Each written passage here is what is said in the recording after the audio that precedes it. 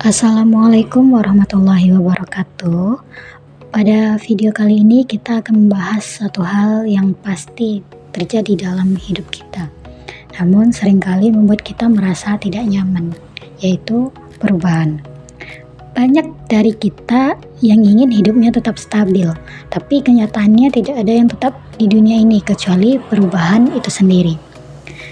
Baik itu perubahan positif maupun negatif, siap atau tidaknya, semua itu akan tetap berubah. Ilmuwan besar Albert Einstein bahkan pernah berkata, "Uncertainty is a part of reality." Ketidakpastian adalah bagian dari kenyataan.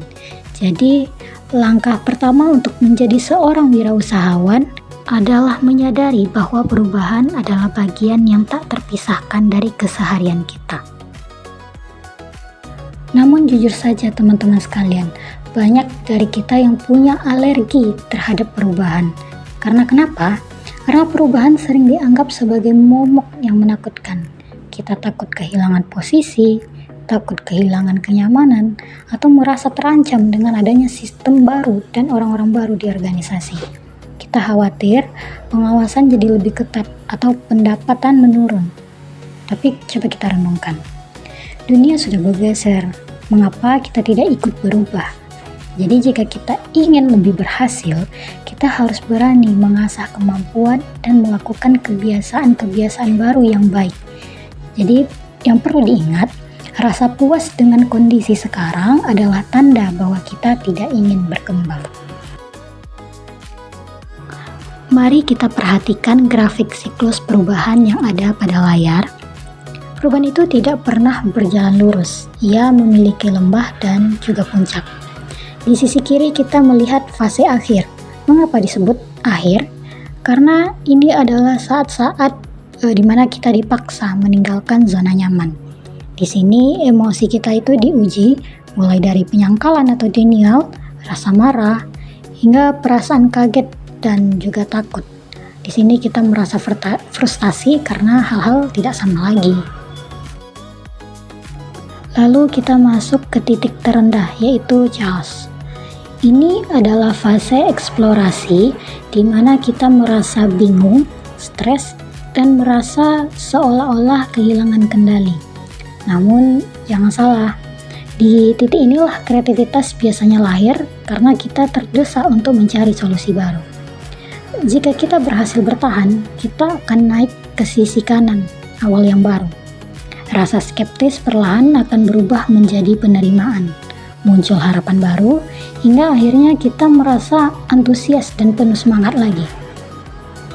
Kunci untuk melewati siklus ini bagi seorang wirausahawan adalah mengubah pola pikir. Kita harus bergeser dari pola pikir umum ke pola pikir entrepreneur.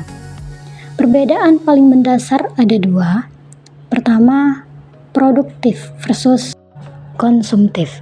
Seorang non-entrepreneur berpikir, apa yang bisa saya beli? Sementara entrepreneur berpikir, apa yang bisa saya hasilkan?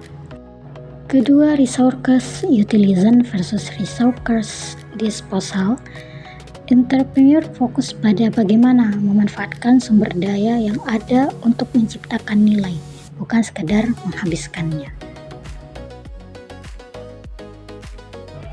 Seorang calon wirausahawan harus mulai memprioritaskan aset produktif. Selain masalah aset fisik, hambatan terbesar biasanya ada di kepala kita, yang kita sebut sebagai mental block. Ada 3 alasan klasik yang seringkali menghentikan langkah orang sebelum mereka memulai. Yang pertama yaitu faktor usia. Kita merasa terlalu tua ataupun terlalu muda. Jadi hambatan ini muncul saat seseorang merasa waktu bukan lagi milik mereka. Bagi yang merasa terlalu tua, biasanya mereka takut karena merasa energi fisik sudah berkurang atau takut gagal di usia senja. Sebaliknya, bagi yang merasa terlalu muda, seringkali mereka merasa belum cukup dewasa, belum memiliki pengalaman, atau takut tidak dianggap serius oleh pasar. Padahal, ini hanyalah persepsi yang menghambat potensi diri. Yang kedua, masalah bakat. Kita tuh merasa tidak punya bakat. Jadi banyak orang yang terjebak pada mitos bahwa wirausahawan adalah bakat lahiriah. Mereka merasa tidak memiliki kemampuan menjual, tidak pandai bicara, atau tidak memiliki insting bisnis. Jadi pikiran ini membuat seseorang tidak berani mencoba karena merasa bukan orangnya. Padahal kemampuan wirausaha dapat diasah melalui pengalaman baru dan perubahan pola pikir.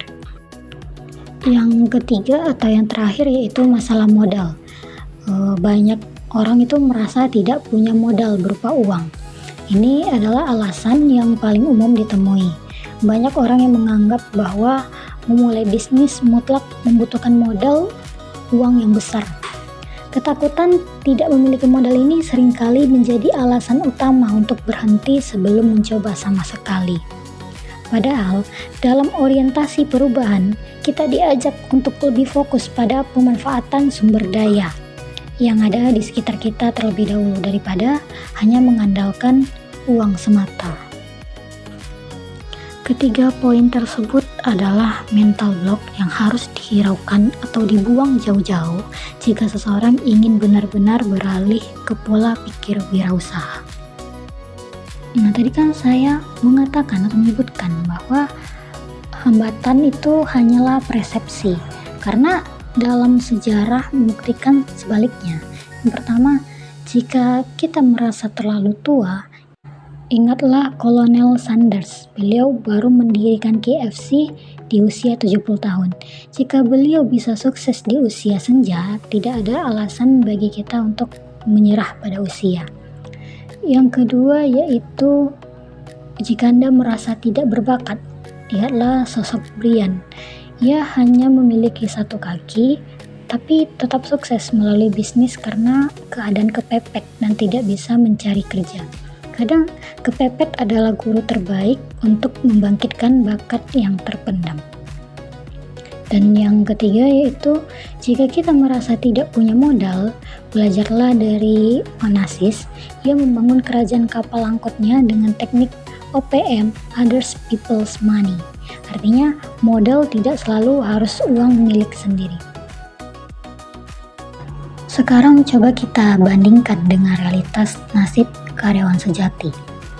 Di sini kita diajak berpikir secara radikal, apakah kita puas menjadi karyawan saja? Ada stigma bahwa karyawan harus kerja berat, dicaci maki jika salah sedikit, harus loyalitas harga mati. Namun jika ingin naik gaji, justru ditandai atau disangsi. Tentu tidak semua kantor seperti ini. Namun pada slide ini menegaskan apakah kita benar-benar nyaman bekerja di bawah perintah orang lain selamanya? Lalu mana yang akan kita pilih dalam hidup ini? Jadi mari kita lihat tabel perbandingan antara uang dan waktu. Ada kondisi di mana uang minus dan waktu minus. Itu sangat sibuk tapi miskin. Atau uang surplus tapi waktu minus. Kaya tapi tidak punya waktu luang. Pilihan ideal tentu saja adalah surplus uang dan surplus waktu, di mana kita punya kemandirian finansial sekaligus kebebasan waktu. Jadi bagaimana caranya agar kita konsisten di jalur ini? Gunakan dua teknik harian. Yang pertama yaitu visualisasi. Gunakan imajinasi Anda setiap hari sesuai tujuan. Bayangkan nikmatnya memiliki usaha sendiri, di mana kita memiliki kendali penuh atas waktu tanpa diatur oleh orang lain. Yang kedua yaitu afirmasi. Gunakan teknik kata-kata yang mengunggah pikiran atau membahagiakan pikiran. Contohnya ketika kita bangun pagi dalam kondisi tubuh yang rileks, ucapkan dengan yakin kalimat "saya semakin sukses". Karena dalam pikiran bawah sadar kita itu untuk mencari peluang dan berani menghadapi perubahan.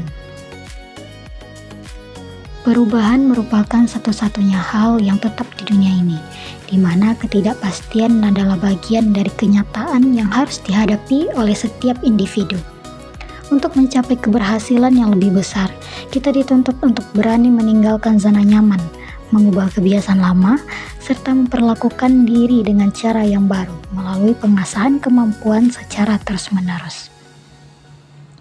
Bagi seorang wirausahawan, inti dari orientasi ini adalah transformasi pola pikir dari konsumtif menjadi produktif, serta fokus pada pemanfaatan sumber daya.